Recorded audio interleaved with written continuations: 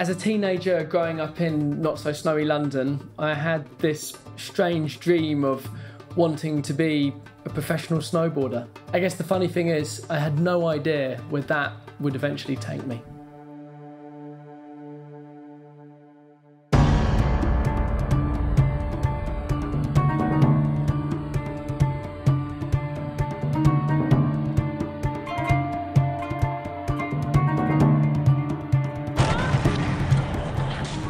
My name's Orlando von Einsiedel. I'm a filmmaker, most well known for making documentaries. A number of these have been set in conflict zones, from inspiring skateboarders in Afghanistan through to incredible volunteer rescue workers in Syria. Once upon a time, almost in another life now, I was a professional snowboarder.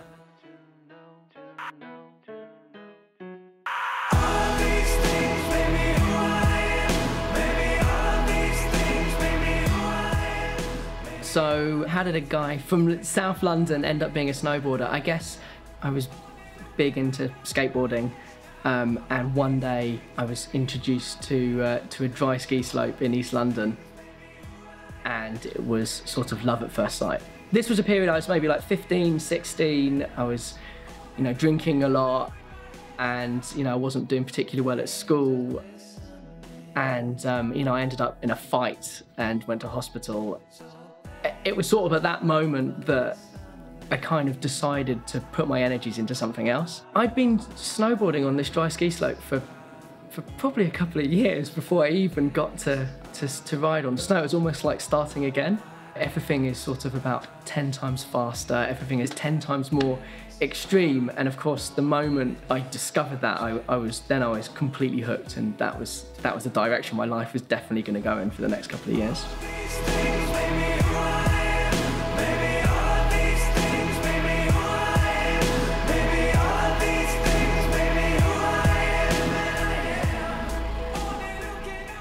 After sort of snowboarding professionally for a number of years, I decided that it would be really fun to get a whole group of my best friends from the snowboard world and do a kind of crazy travel trip across Brazil and America.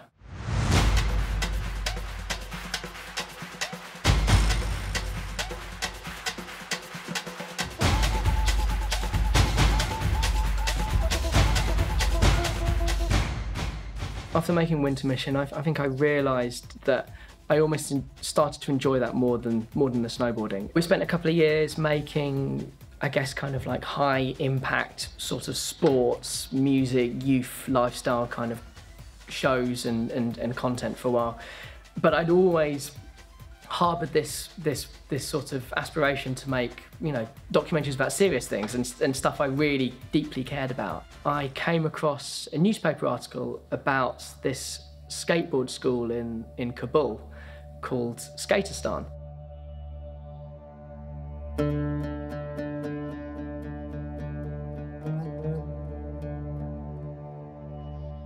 I really loved making this film. I found the people in it really inspiring. This section is all about this young girl called Fazila, who's a 12-year-old girl. She works on the street in the day and she sells chewing gum, and then she goes to this skateboard school and she gets an education, and she has fallen in love with skateboarding. There's sequences in the film where she says, "My dad, society doesn't want me to skateboard, but I don't care. I'm in love with skateboarding. I can't think of anything else." She's just an amazing person. Incredibly brave.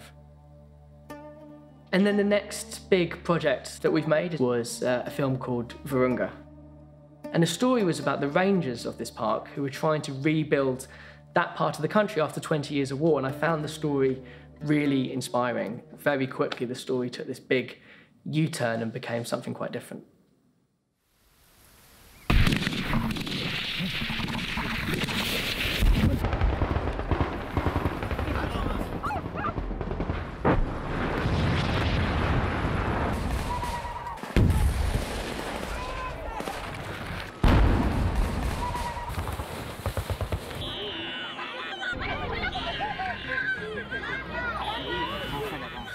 At this point in my career, I spent quite a lot of time in conflict zones. but I'd never experienced live combat. Frankly, I'd be lying if I didn't say I was terrified on a daily basis for a long time.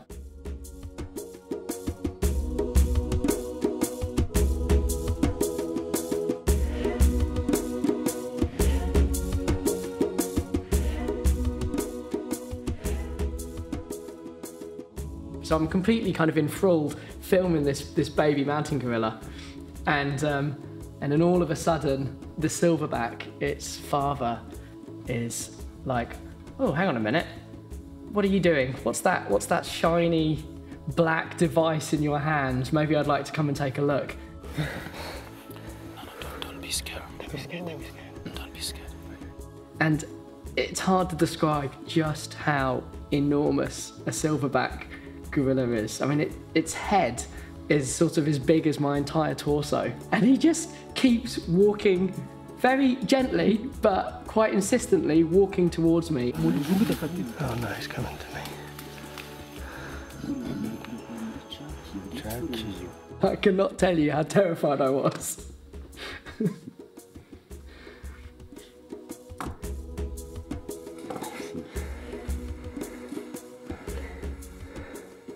You can just hear me breathing. I mean, I was terrified.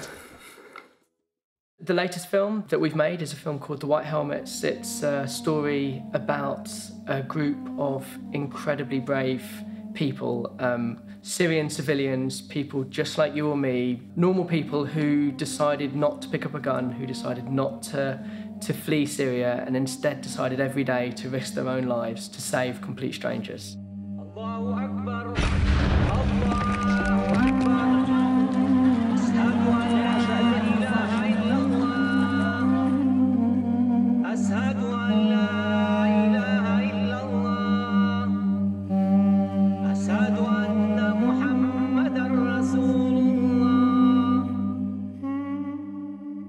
I think it's fairly clear that what's been going on in Syria in the last 5 years has shown the worst side of what humans are capable of. But the film we made is, conversely, it really is a story about the best of what human beings can do. If normal civilians can volunteer to save the lives of completely strangers and in the process every day put their own lives at risk, I mean, it's just extraordinary, and it's people like the White Helmets that really do give me faith in humanity and give me faith that we're not all doomed.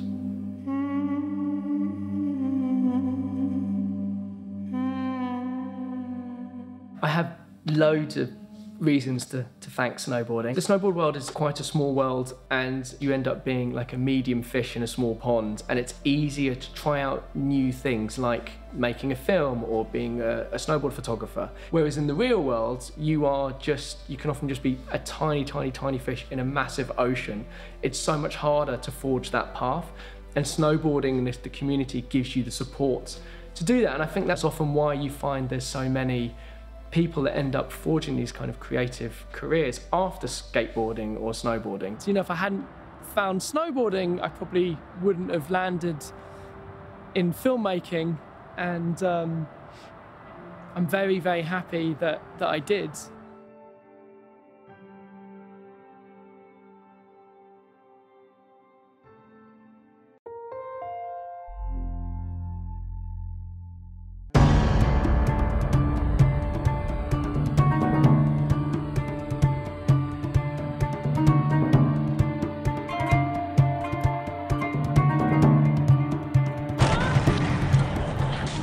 My name's Orlando von Einsiedel. I'm a filmmaker, most well known for